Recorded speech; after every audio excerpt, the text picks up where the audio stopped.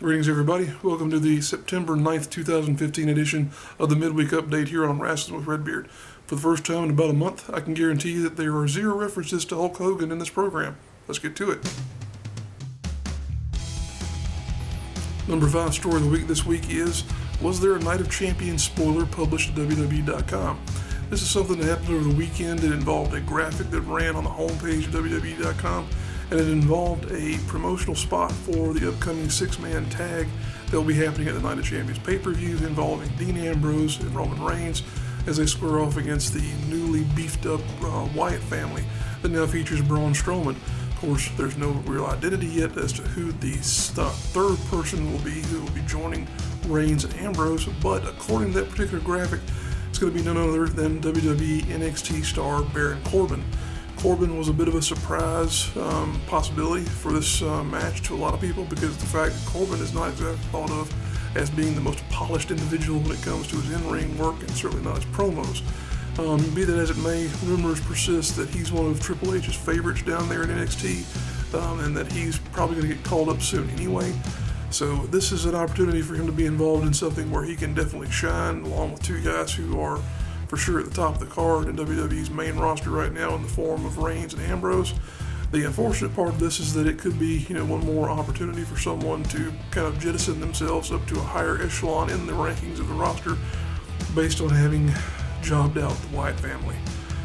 For the life of me, I don't understand why those guys keep getting used as a stepping stool for so many of their talents, but I guess it says something when they are kind of thought of as the next step in evolving a lot of these talents as well. We'll have to see where it goes, though. It could be a mood, it could be fake, but still, interesting turn of events there to see Baron Corbin possibly coming up on the pay-per-view here at Night of Champions. Number 4 story of the week is that there is an NXT Live Event scheduled for Nashville, Tennessee on October 2nd. This is kind of one of those stories where only someone like me would read between the lines and kind of dig deeper to see what could possibly be going on here. As I mentioned, this is a house show. This is not going to be one of the takeover specials that will be recorded for broadcast on the network. This is a live event. It's a house show. The big thing is that Nashville is, as you may be aware, TNA's base of operations. It's where their headquarters is, where their corporate offices are. This is a big deal because of the timing of it as well, in my opinion, because October 2nd, of course, is the Friday before October 4th. October 4th being the date of Bound for Glory, which is TNA's typically their biggest event of the year, which is happening just up the road from here in Concord, North Carolina. This is one of those things to where it could be WWE trying to send a message to TNA and all involved saying, hey, guess what? We can run a house show in your hometown and draw more people than you probably will at a pay-per-view event that's supposed to be your biggest show of the year. Here again, it's one of those things where conspiracy theorists and people like me like to read between the lines. Could it be them sending a message? Sure, might not be anything, but guess what? It sure does make for good headlines, and it makes for good talking heads like me to have something to get off on in terms of adding one more checkbox to the broadcast here for the weekly update. Number 3 story of the week, Ethan Case has won the inaugural X16 tournament. X16 was a tournament put on by PWX Wrestling, very similar to Pro Wrestling Guerrilla's Bola tournament that they run every year. It involved some of the top talent in the Southeast and some of the top talent on the independent scene as a whole in terms of the East Coast. He had guys like Tim Donst, Moose, Ricochet, Trevor Lee, others involved there as well. Ethan Case, as we mentioned, was the overall winner of the tournament. He will get a shot at John Schuyler's PWX title here at some point when PWX runs another show. Could be at some point beyond that in the future. It doesn't necessarily have to be the next one. But just want to take a moment to show a real sign of respect to Case there because he bested not only Trevor Lee, not only Ricochet, but also Cedric Alexander. Those 3 guys in one night. He had matches with and beat all 3 of them in order to win that prestigious cup there. Really hoping that the X16 tournament turns into something that can be a event that is looked forward to and that is celebrated because tournaments as far as wrestling are concerned are not always as respected as they should be. A lot of promotions run them, but not a lot of promotions run them well, and they certainly don't collect the type of talent that PWX did for this particular show. Had a few reports saying that the attendance for these shows was not all that great, but it was a holiday weekend, and it's one of those things to where it can always change with the addition of some better promoting and better scheduling. So we'll have to see where it goes in the future, but definitely look forward to seeing what's to come of X16 in the future. And congratulations once again to Ethan Case for having won that tournament there. Number 2 story of the week is that there was a shooting at the WWE Performance Center. This was an officer-involved shooting, as there was apparently a deranged fan on the grounds at the training center who had a previous trespass warning. Police were notified that he was there, and whenever the officers arrived, the fan apparently decided to charge the officers with some type of a weapon, and at that point in time, the officers opened fire. They did wound the fan, did not kill him, fortunately, just decided to knock him down there a bit. Not sure what his condition is at this point in time. This is a kind of an older story, but it's one that we missed last week. Regardless, this is one of these things where you just kind of hate to hear about it, because it's obviously someone who involves a certain level of mental illness to be pursuing this type of thing in the first place. But you hate to hear it from the standpoint of it having to come to being resolved by way of a gun. It's just a sad set of scenarios here that are playing out.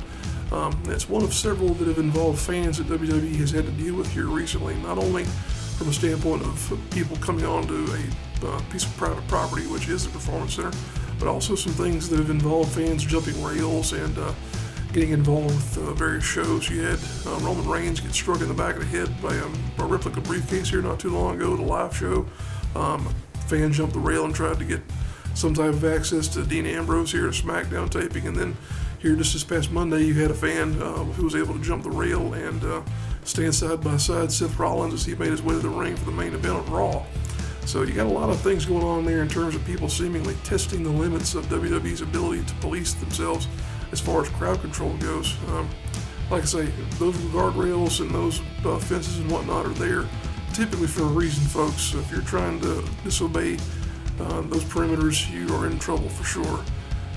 Don't do anything stupid. Trust me, I've seen a number of people get tackled and choked and whatnot as a result of getting in a ring or going somewhere they're not. You don't want to be part of that scene at all. Use your brain and act like you got some smarts, if you have any. And the number 1 story of the week this week is that WWE has signed a handful of top independent talent. The guys who were included in this particular batch of signings are Chuck Taylor, Johnny Gargano, Drew Gulak, Biff Busick, and Rich Swann. These are some guys who've been around for a good little while here, some who have been rumored to have been signed previously, but definitely some interesting choices there in terms of the type of guys that they're looking at. Gulak and Busick especially are 2 guys who are some more classic brawlers and grapplers in regard to how they've put together their independent careers. Rich Swann is definitely a high flyer. Johnny Gargano is a mix of talent there in terms of what he's been able to bring to the ring. And Chuck Taylor, the Kentucky gentleman, I tell you, he's one guy that I think definitely has earned his stripes in terms of his independent career and has definitely earned his way into a WWE contract. He's been all over the world, very talented guy, very funny guy, and will bring a lot to their talent roster down at NXT. One thing that was brought up as a particular rumor, or as a possible rumor, in amongst these particular signings, is that Tommaso Ciampa, who was involved in this week's edition of WWE NXT, tagging with Johnny Gargano against Tyler Breeze and Bull Dempsey. Rumor was that he might have also been considered for a contract, but he might have hurt his chances after complaining about something that happened during a match, something with Tyler Breeze having stiffed him. That, I take, is a complete rumor, because of the fact that if you've watched Ciampa's independent career, you know that he's not exactly foreign to any type of strong style or working stiff or snug, whatever you want to call it. So for him to have complained about that seems a little out of the ordinary. But at any rate, congratulations to these guys. I think they're just waiting on some medical clearances and for some paperwork to get finished before they can report down to Orlando and the Performance Center. Speaking of independent talent and whatnot, let's take a look at the posters for the independent shows in this part of the world that are coming up this weekend. We've got 9 shows on the docket this weekend, including 2 debuts. We've got the debut of Underground Independent Wrestling in Chesney, South Carolina, and Aggression Wrestling in Lenoir, North Carolina. So let's go ahead and take a look at those posters and get you caught up on what's happening in this part of the world.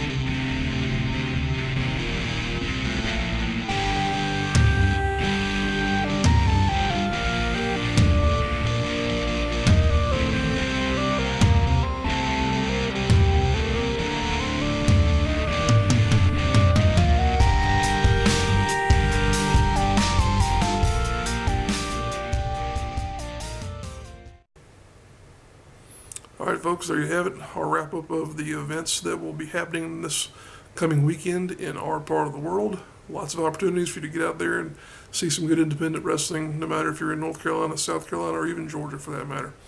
If you are a wrestler, promoter, or in some way involved in a wrestling promotion and you did not see your material on that particular segment, guess what? It's because we didn't know about it.